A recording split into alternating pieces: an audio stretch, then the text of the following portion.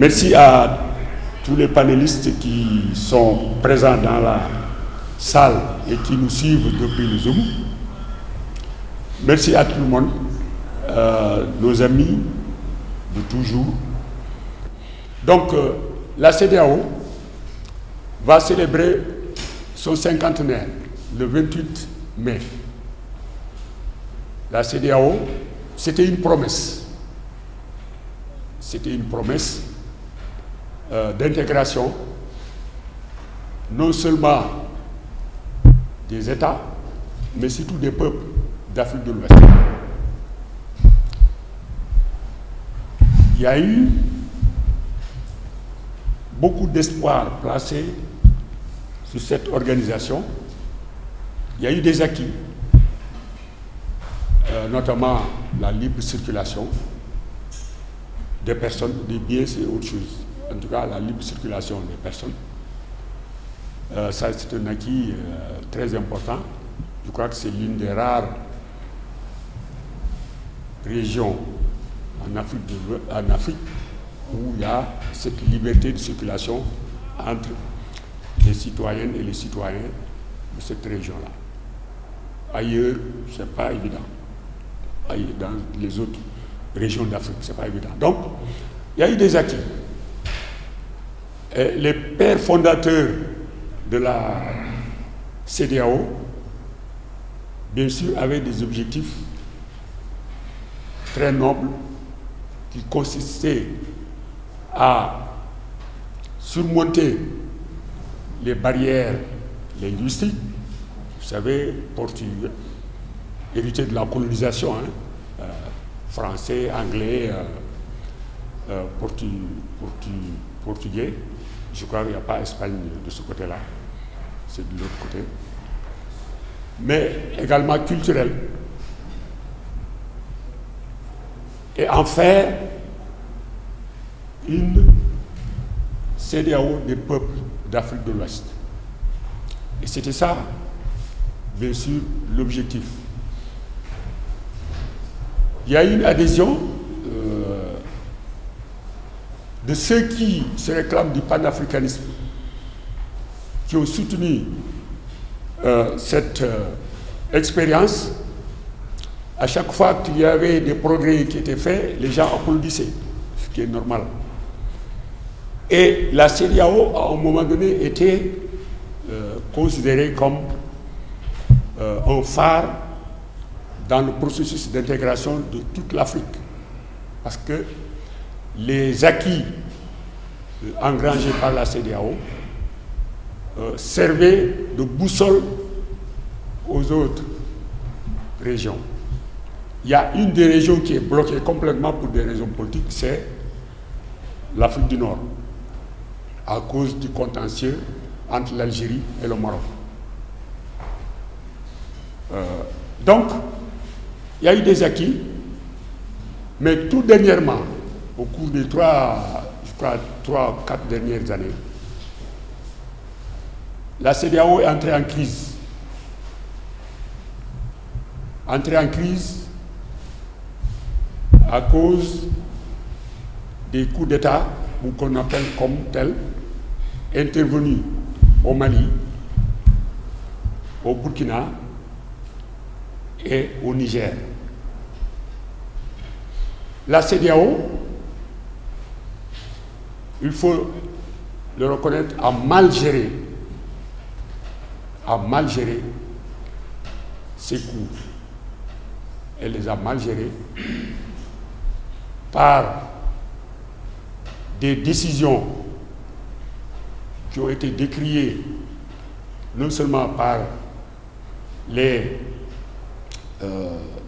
responsables de ces 3 pays, mais également par une bonne partie de l'opinion, non seulement ouest-africaine, même par-delà l'Afrique de l'Ouest. Parce qu'aller jusqu'à violer vos propres protocoles en imposant un embargo total sur un pays frère, embargo total, je crois que quand même c'était déjà excessif. Mais aller jusqu'à vouloir envahir un pays, comme c'est le cas avec le Niger, envahir militairement pour restaurer, soi-disant, la démocratie, alors que la plupart de ces gens-là ne respectent pas la démocratie chez eux. C'était excessif. Et c'est pourquoi ces trois pays ont décidé de quitter la CEDEAO, qui, pour eux, était devenue une menace. Et donc, nous nous retrouvons avec deux entités. La CEDEAO, amputée de trois pays qui ont formé l'Alliance des États du Sahel. Et donc, à l'occasion de cet anniversaire, compte tenu de cette crise, nous nous sommes dit, on va mener la réflexion. Quel avenir pour la CEDEAO? Bon, peut-être c'est un peu pompeux, mais ça nous permet au moins d'échanger nos idées, parce que nous sommes partie intégrante de cette CEDEAO. Ce que nous voulons, c'est qu'une CEDEAO des peuples puisse voir le jour, et que cette intégration dont rêvaient les pères fondateurs, qu'elle devienne réelle et qu'elle serve de locomotive au processus d'intégration continentale. Tout le monde parle de l'Union africaine, mais malheureusement, entre ce qui est sur le papier et la réalité, il y a un fossé parfois énorme. Donc voilà, je crois qu'il y a matière à réflexion. Et c'est pour cela que nous avons invité nos collègues des autres pays, du Mali, de la Guinée-Bissau, de la Côte d'Ivoire, du Burkina, etc. On avait invité des collègues du Niger, mais ils m'ont fait comprendre que, compte tenu de leur position par rapport au régime, ils préfèrent, parce qu'ils sont surveillés, d'après ce qu'ils m'ont dit, ils sont surveillés, donc ils préfèrent peut-être suivre, peut-être qu'ils sont connectés pour suivre, mais pas pour intervenir. Voilà. Et donc nous avons, pour introduire le sujet, nos camarades et collègues que j'ai cités qui sont de l'extérieur, et nos camarades et collègues qui sont dans cette salle et qui donc vont introduire le sujet, et après quoi nous allons donner la parole à tout le monde pour que chacun et chacune puisse dire son mot et dire ce qu'il ou elle pense de la situation et quelles sont les perspectives. Bienvenue Lily, content de te revoir. Bienvenue à nos camarades qui viennent d'arriver. Et Henriette, notre Henriette nationale, qui est en face de moi, et l'autre Henriette, ma nièce, Henriette Ndiaye. Ah, il y a Bakary qui m'appelle. J'espère qu'il est connecté. Bakary Fofana de la Guinée.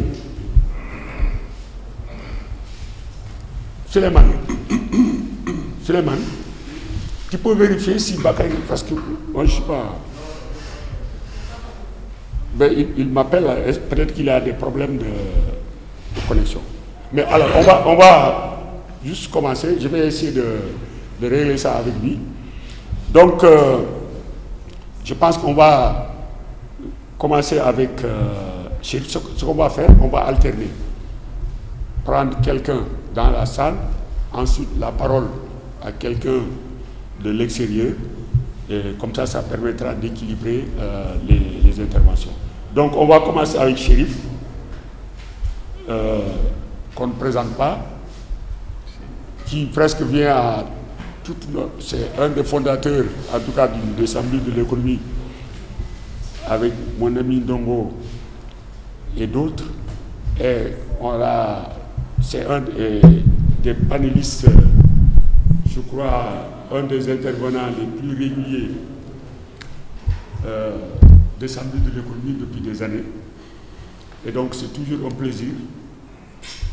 C'est toujours un grand plaisir d'avoir mon ami, mon frère Chérif, qui est le directeur du Forum du Tiers-Monde.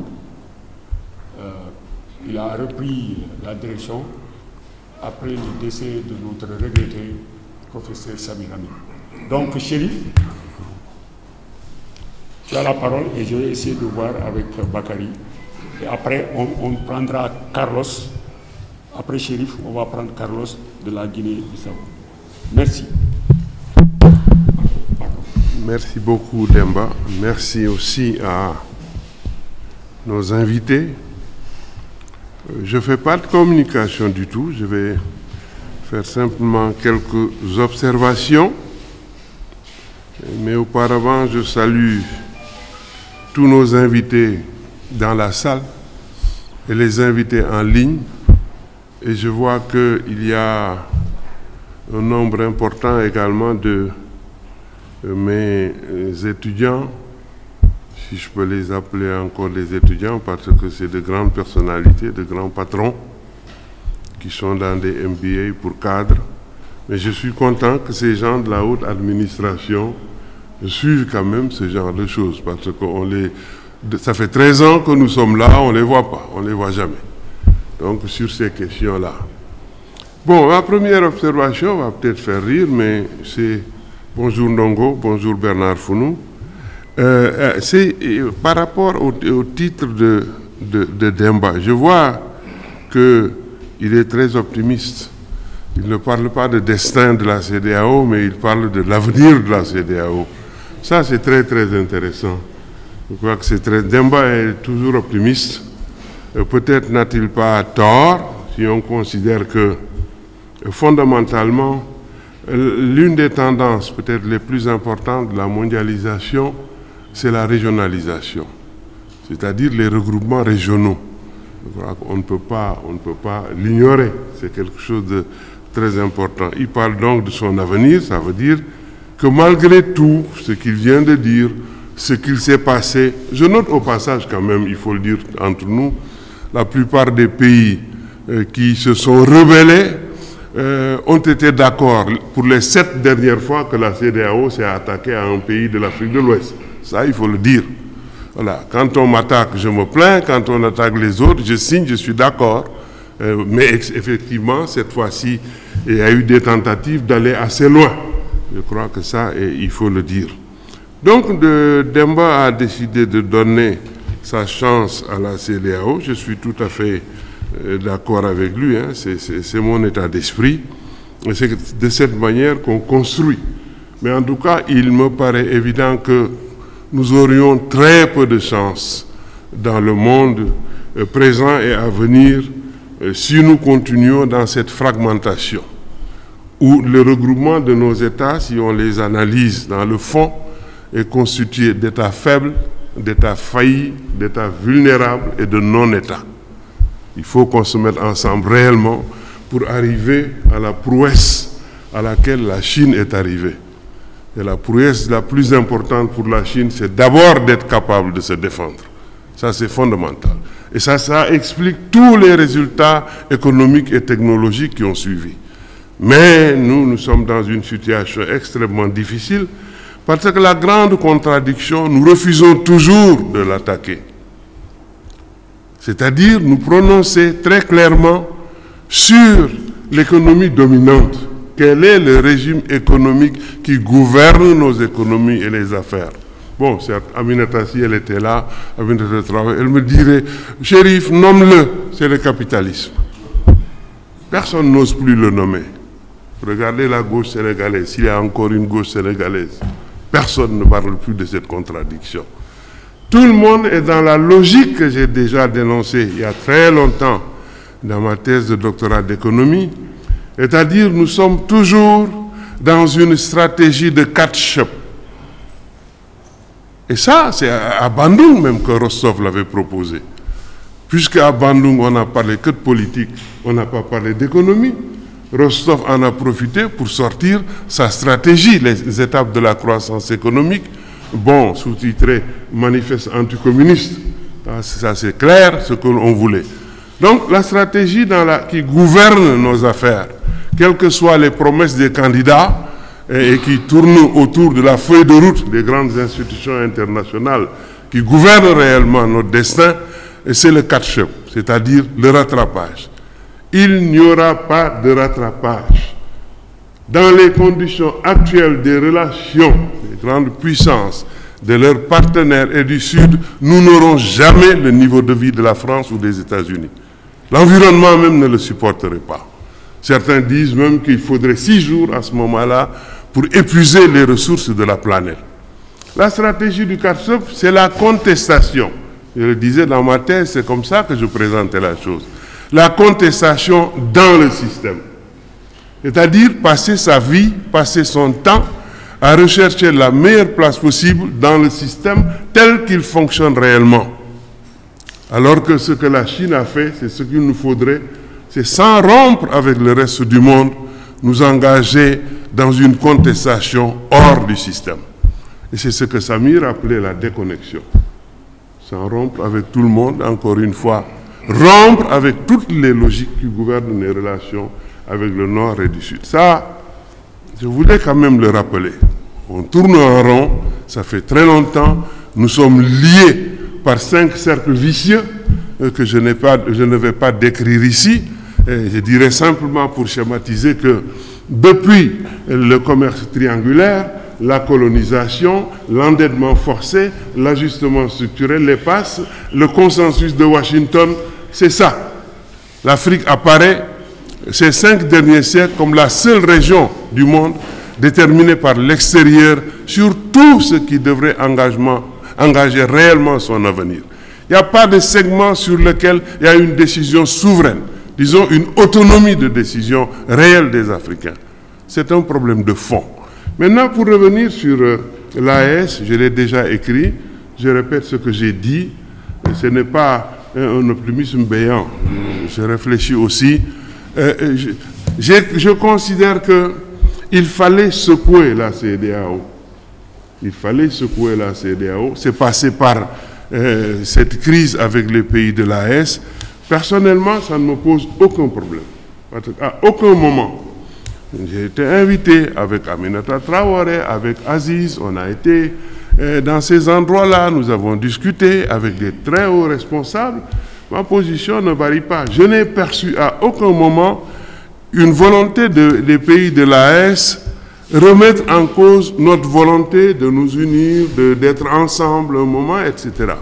Et tant qu'il y a cela, et pourquoi accepter le SILS, qui est un groupe dans la CEDEAO, et refuser que l'AES se réunisse? Moi, je ne crois pas que c'est un problème. C'est peut-être une excellente chose. À ce moment-là, on pourra travailler. Il y a maintenant des problèmes plus complexes sur le plan économique. Sur le plan économique, réellement, toute disposition qu'on pourrait prendre contre ces pays de l'AES devient caduque avec la zone de libre-échange, avec simplement la clause de la nation la plus favorisée. Je pense que c'est des problèmes qu'il nous faut engager avec responsabilité. Ce n'est pas seulement le reste de la CEDEAO, mais il faut vraiment interpeller aujourd'hui très sérieusement les responsables de ces pays. Il y a des dérives, comme ça se passe dans des pays de la CEDEAO, qui sont insoutenables. L'argument que c'est le peuple veut, suivons le peuple, moi je ne suis pas d'accord pour ça. Les gens décident souverainement dans leur pays de ce qu'ils veulent, mais aujourd'hui, avec l'ouverture, le type de relation que nous avons parfois le devoir de les interpeller quand même sur la gestion, c'est-à-dire la gestion concertée avec ces pays. Bien entendu, pour certains Maliens, je discutais hier avec des amis, ayant été très souvent sur le terrain, le Mali est en crise depuis très longtemps. Nous y étions très souvent avec Samir Amin et d'autres. On a vu, on a discuté. C'est des problèmes très, très sérieux quand même. Si vous voyez ces 3 pays-là, vous voyez la difficulté déjà de la bonne tenue du territoire. Mais comment organiser des élections lorsqu'on ne peut pas visiter la moitié de son territoire? Ça aussi, c'est une réalité. Je crois qu'il faut le dire aux gens de l'opposition dans ces pays.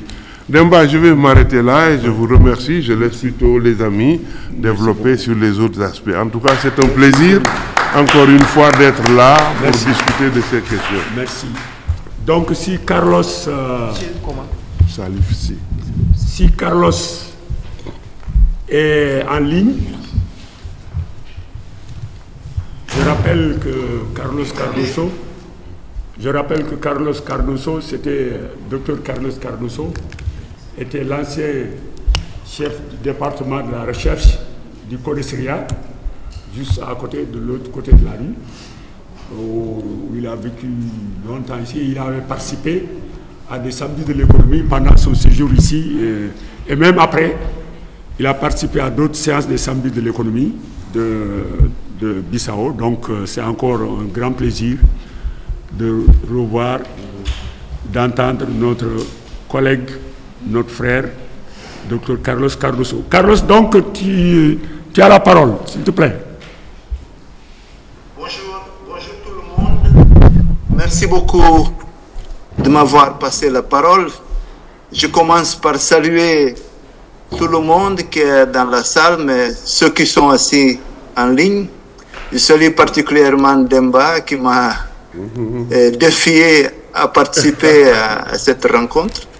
Mais je profite aussi de l'occasion pour saluer notre doyen Chérif Sy, que je vois toujours avec plaisir, et je salue aussi les autres collègues qui sont à Dakar. Je m'excuse pour mon français encore une fois, mais je vais essayer de m'efforcer pour que je sois entendu. Je n'ai pas pu préparer une contribution, disons, structurée, mais je vais quand même dire quelques mots par rapport à la thématique que je salue. Je pense que c'est une thématique très pertinente et très actuelle.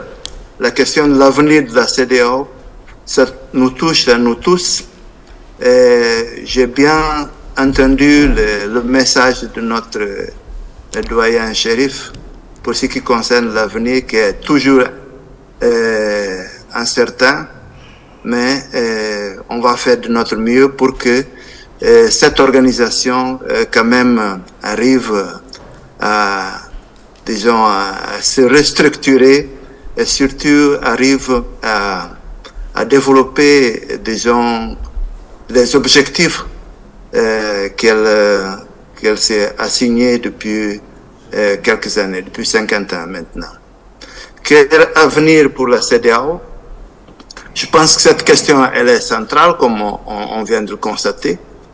J'aimerais dire que l'avenir de la CEDEAO, comme celui d'une organisation quelconque, dépend de ce que les responsables en font. Cet avenir dépend surtout de la réponse que l'on donne à la question de savoir dans quelle mesure cette organisation arrive à accomplir les objectifs pour lesquels elle a été créée. Ce n'est pas par hasard que le Mali, le Burkina Faso et le Niger, pour ne pas les citer, justifient leur décision par l'incapacité de la CEDEAO à remplir pleinement ses missions, notamment en matière de maintien de la paix et de la lutte contre l'insécurité dans la région. Cependant, cette nouvelle communauté sous-régionale semble peiner à répondre aux objectifs initiaux de la CEDEAO. Ça veut dire l'intégration régionale, l'épanouissement des peuples, ainsi que la libre circulation des personnes et des biens. Car pour certains observateurs, au lieu d'être une solution, la CEDEAO est devenue un problème. Il apparaît de plus en plus nécessaire pour l'institution de se réinventer sous un nouveau leadership. Et ça, j'aimerais le souligner, de se réinventer. Et je pense que c'est une tâche qui doit être constante, permanente. Ça veut dire pour faire en sorte que la CEDEAO soit capable de relancer son action et de répondre d'une manière efficace aux crises des pays membres.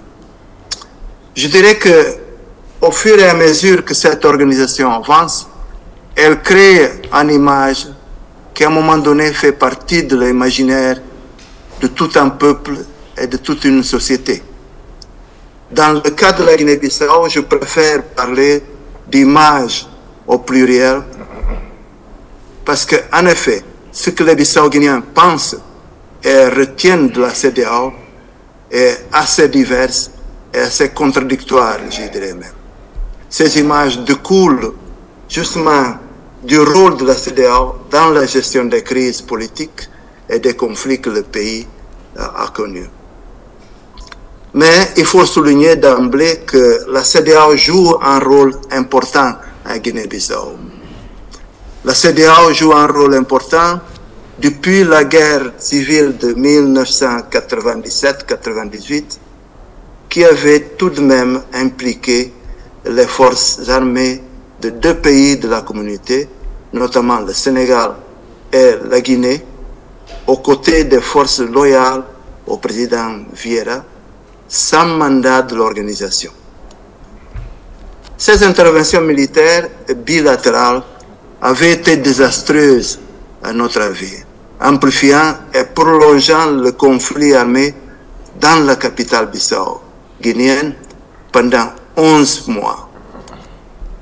Au terme des efforts de médiation conduits par le CEDEAO, l'accord d'Abuja avait permis la cessation des hostilités et conduit au déploiement des premiers contingents de la ECOMOG.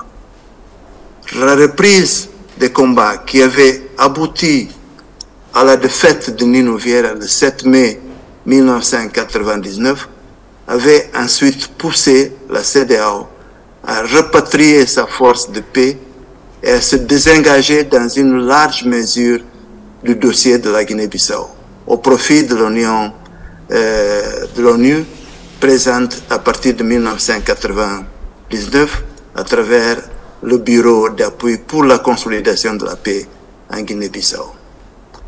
Par la suite, la Commission de la CEDEAO a incontestablement entrepris de jouer son rôle en dépêchant des missions d'information et des missions d'observation électorale, en nommant des représentants spéciaux et des médiateurs, en suscitant la création des groupes internationaux de contact.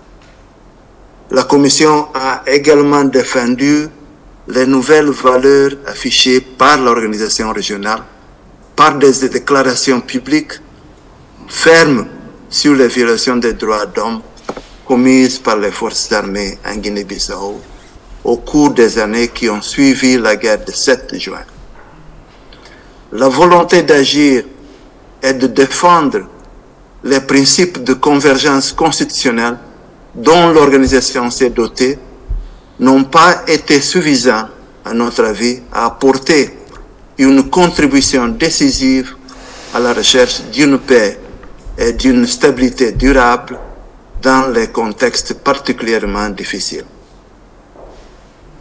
Malheureusement, on n'a pas le temps de développer davantage tout ce que la CEDEAO a fait en Guinée-Bissau. Il suffit de dire qu'aujourd'hui, comme hier, le pays a besoin de la CEDEAO comme d'autres instances continentales et internationales. La question que nous nous posons est la suivante.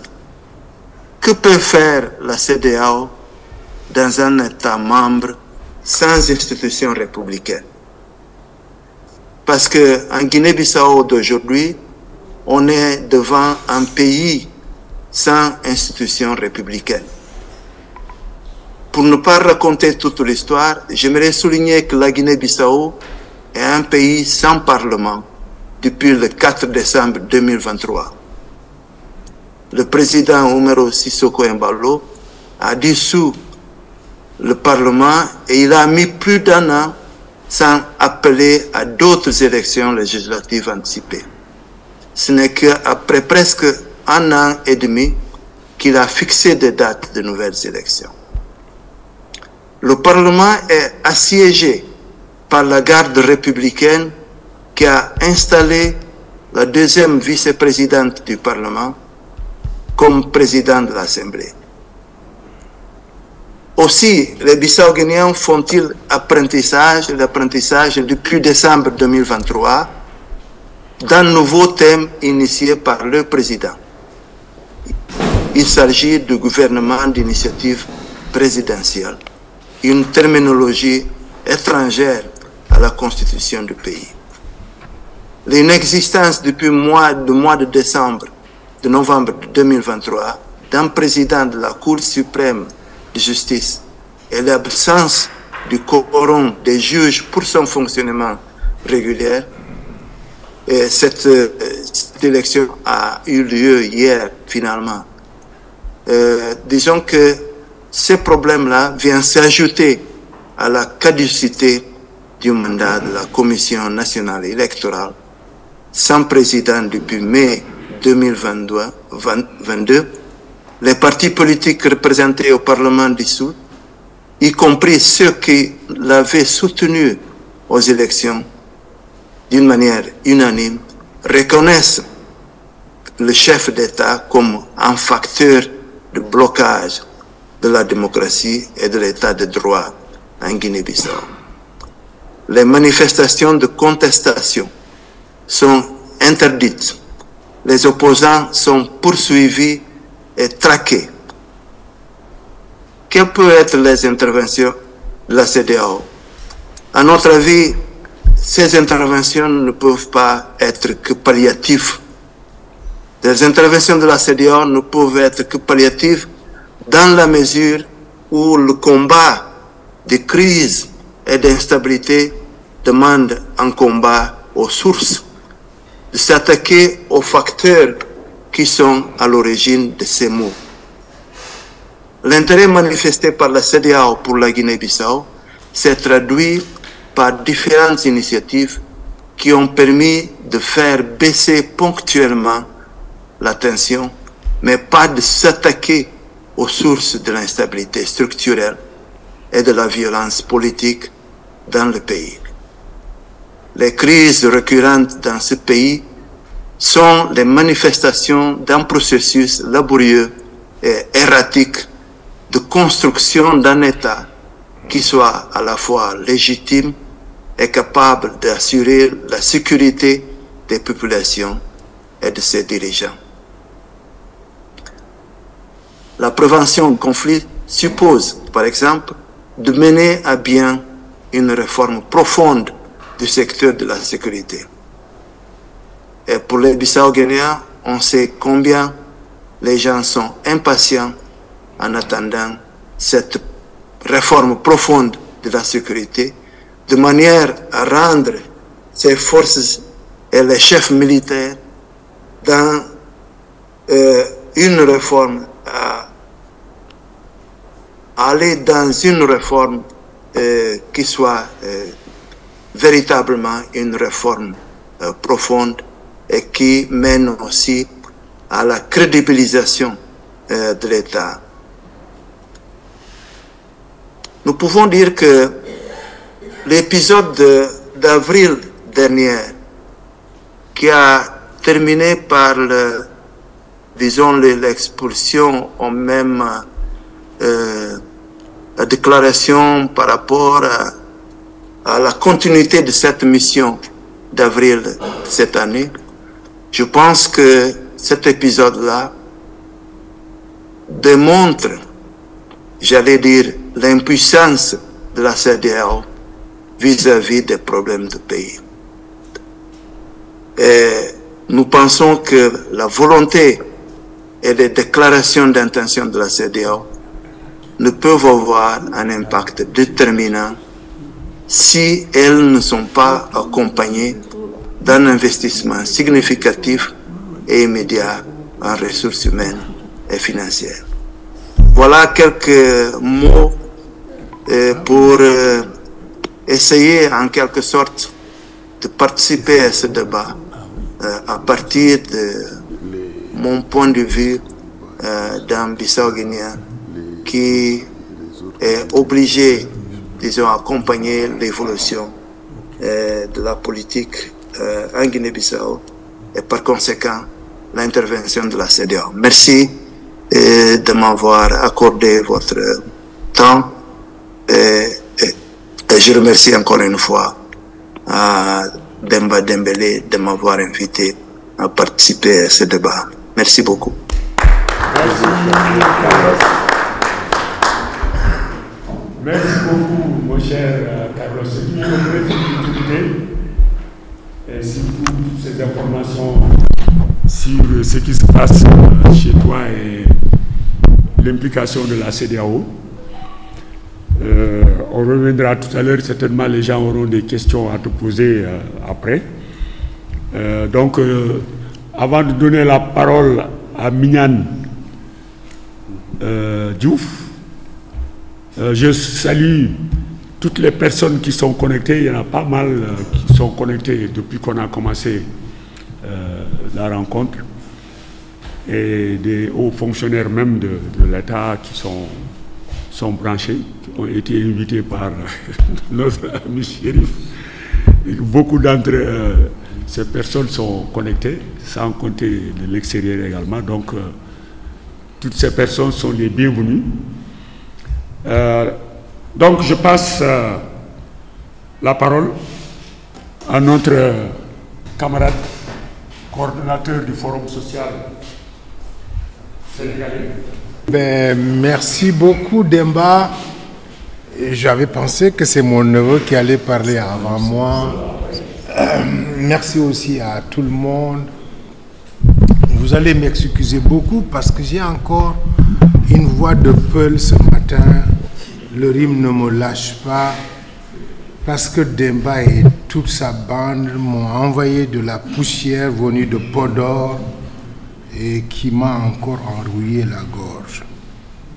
C'est encore un plaisir d'être là ce matin pour parler des questions aussi importantes que celles de l'intégration de notre sous-région, du continent et de la géopolitique mondiale, une géopolitique de plus en plus de guerres et de conflits et qui pose beaucoup d'interrogations, d'incertitudes, de peur pour certains, parce que le monde va si mal que nous, militants altermondialistes, nous n'arrêtons jamais de dire que oui, notre monde pourtant est bien possible, c'est-à-dire un monde de paix, d'intégration, d'amitié, de tolérance, et qui fonde le développement, parce qu'il n'y a pas de développement sans paix.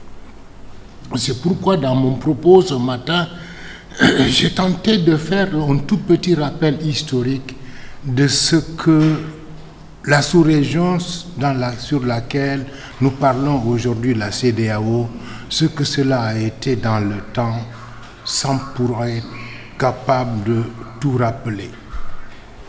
Mais c'est pour dire, quand nous parlons aujourd'hui de la CEDEAO et de la situation d'incertitude et de crise, cela nous renvoie aussi au rôle de ce que l'histoire a joué dans la CEDEAO avant qu'elle ne soit appelée aujourd'hui une communauté des États de l'Afrique de l'Ouest. Je voudrais rappeler dans le peu que j'ai appris à l'école, à l'université et dans d'autres espaces que l'histoire des peuplements de l'Afrique de l'Ouest aurait débuté avec les premières installations humaines il y a environ 12 000 ans avant Jésus-Christ. C'est donc des choses très sérieuses. Cette histoire donc se serait faite autour de grands empires. Nous pouvons citer parmi ces empires l'empire du Ghana, l'empire du Mali, l'empire Songhai. Sans oublier par la suite aussi les différents royaumes qui se sont constitués à la suite de ces empires-là, y compris même un royaume qui a pu libérer Demba pour qu'il devienne ce qu'il est, le royaume du Sine. Bref, je rappelle ça parce que il ne faut pas qu'on pense que c'est aujourd'hui que nous sommes en train de vivre ensemble. Nous avons vécu des siècles avant, ensemble. Et cette dynamique de vivre ensemble pendant des siècles, autour de Kumbi Saleh, autour d'Aoudagos, autour de Gao, autour de Djenné, ça a laissé une empreinte importante dans l'histoire de nos États indépendants par la suite. Indépendants parce que colonisés à l'époque par différentes forces anglaises, portugaises, françaises. Nous venons d'entendre tout de suite notre frère depuis la Guinée-Bissau qui était sous la coupole des Portugais avant de se libérer. Et à notre avis donc, c'est sans doute tout cela qui a fondé à l'époque l'exigence de ne pas faire moins que ce que Kanka Moussa avait laissé avant que les États ne soient là. C'est-à-dire un espace géographique qui était si riche, si respectueux, si puissant, si intégré que toutes les communautés qui se mouvaient dans cet espace pouvaient s'installer là où ils voulaient à tout moment. Maïssa Walimane a quitté le Gabou, et avant le Gabou, sans doute l'Empire du Ghana, l'Empire du Mali. Et du Gabou, il est venu fonder le premier royaume du Sine en traversant les îles du Saloum, Dionewar, Niodior, Falia, Girnda, avant d'arriver à Joal pour s'installer en Bissel et en faire sa première capitale du royaume qui s'appelle le Sine. Et Maïssa Wali n'était pas sérère, il est en mandingue. Mais quand il est arrivé, il a trouvé des peuples sérères sans doute et a créé une symbiose, des relations très profondes, et il y a pris femme. Donc je rappelle ça, c'est pour dire qu'aujourd'hui, la CEDEAO porte sur ses épaules un héritage d'une intégration qui date des siècles et des siècles. Et quel que soit où ce devrait être à l'époque l'envie de chaque État de faire flotter un drapeau, d'avoir un hymne, nous avions, à mon avis, une obligation de préserver cet héritage historique. Je pense que ceux qui ont créé la CEDEAO, sans doute, avaient compris cela, mais n'ont pas sans doute pris toutes les dispositions pour en faire un ensemble géographique, politique, économique, capable de faire face aux défis. Sans doute aussi, ils n'avaient pas prévu ce qui nous arrive aujourd'hui. On peut sans doute penser cela. Mais ces peuples Haoussa, ces peuples Wolof, Lébou, Balande, Manjak, Serer, Soninké, Fulbe, qui ont partagé les espaces de l'Empire du Ghana, de l'Empire du Mali, de l'Empire de Songhai et d'Aoudagos, et qui continuent aujourd'hui aussi à partager cet espace moderne d'États indépendants éclatés dans la Sénégambie, dans les États dits aujourd'hui de l'Alliance du Sahel, etc. Ces peuples ont une histoire commune quelque part. Les déchirer, les séparer, les mettre en conflit, en guerre interethnique, c'est une injure à notre histoire. Et je le pense profondément, et c'est des choses auxquelles je crois en tant que militant panafricaniste qui, à son jeune âge, a parcouru toute la CEDEAO en voiture, en camion, dans des conditions horribles. Il m'est arrivé dans ces parcours de tomber en panne en pleine forêt, 4 heures du matin. Et vous savez tomber en panne à quoi? De carburant. Je rappelle ça donc, c'est pour dire qu'en vérité, la CEDEAO devrait et rester et demeure une nécessité qui doit nous permettre de continuer à vouloir vivre ensemble entre Cissé et Sidibé, entre Diouf et Diallo et Ba, etc. Et cette plaisanterie, ces cousinages à plaisanterie, qui sont des données culturelles importantes dont nous nous glorifions pendant des siècles et qui nous ont facilité pas mal de choses, prouve encore une fois que cet espace géographique, qui pourtant reste, beaucoup le disent, je crois Dembélé l'a dit tout à l'heure, un modèle d'intégration si on compare à ce qui se passe dans le reste du continent africain.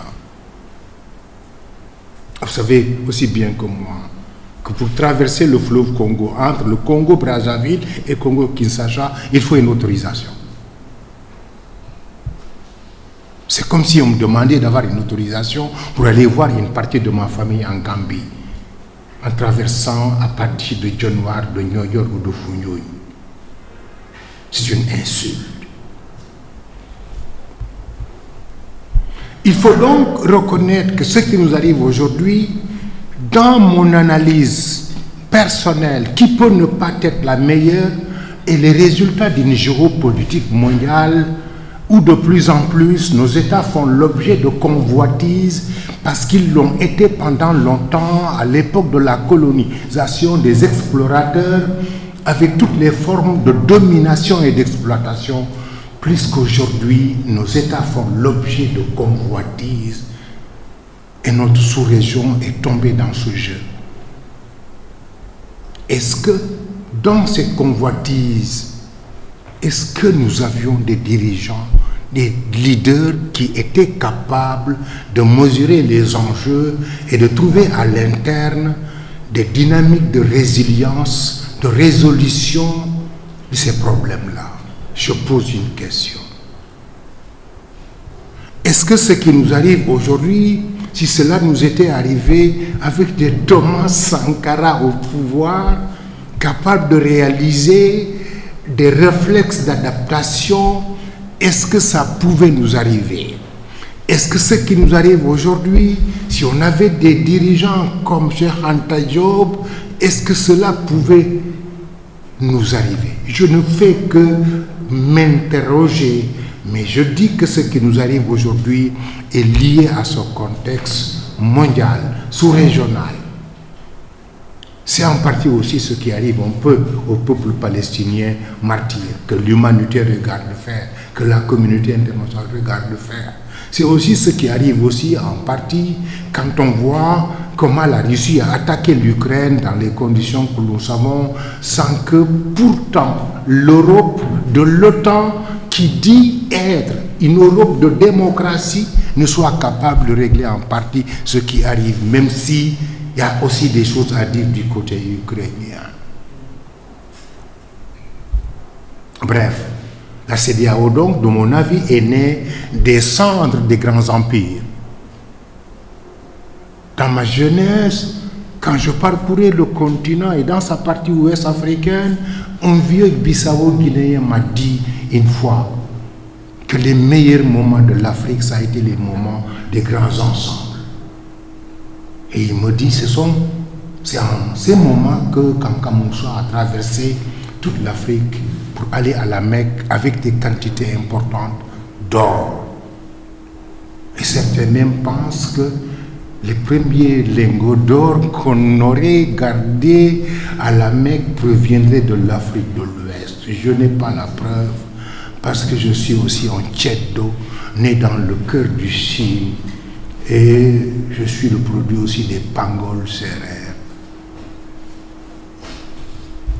Bref, la CEDEAO donc, qui est partie aussi de ce que l'on pourrait appeler le traité de Lagos,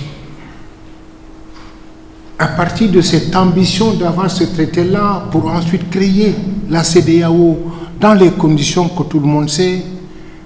Sans doute le rêve c'était donc de porter le legs que nous ont laissé ces grands ensembles à l'époque, mais en même temps aussi de se projeter. Je pense que la projection n'a pas été à la dimension des attentes des peuples de l'Afrique de l'Ouest. Parce que voilà cette projection qui a été incapable depuis bientôt 50 ans de réaliser au moins un des objectifs, c'était donc une monnaie unique de la CEDEAO. Je me rappelle quand Mandela venait à Dakar après sa libération et que nous l'accueillions ici. J'avais mobilisé à l'époque les jeunesses africaines autour de l'association qu'on avait créée, l'Union de la jeunesse africaine Thomas Sankara. Je fais partie des premières personnes qui ont tenté de porter l'héritage de Sankara. Il y a des gens dans la salle qui sont témoins. On avait mobilisé ces jeunes, ils étaient 150 jeunes, venus du Burkina, du Sénégal, de la Guinée, de la Côte d'Ivoire, du Togo, du Bénin, pour accueillir ici Mandela qui venait de sortir de prison. Et ce jour-là, dans les discours, je me rappelle, une autorité a dit que dans 5 ans, nous devions aller vers une monnaie unique de la CEDEAO. Ça fait combien d'années ça aujourd'hui? Donc cet objectif n'a pas été atteint. L'objectif aussi d'assurer la libre circulation des personnes et des biens devient aujourd'hui un objectif non atteint parce que dans tous les corridors que vous empruntez, il y a énormément de blocages, de tracasseries policières et douanières.